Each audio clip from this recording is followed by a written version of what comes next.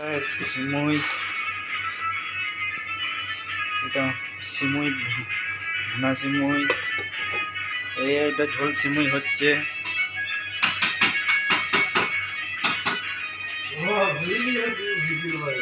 আর এটা হচ্ছে মাংস কষা, বিফ, একদম লাল লাল ঝাল ঝাল। এটা চা হচ্ছে, এখন বাজছে রাত 1টা। আবার এখানে লুচি লুচি হয়ে গেছে, এখানে লুচি হয়েছে, এখনো মটন রান্না করতে বাকি আছে। এই যে এটা হচ্ছে এখন।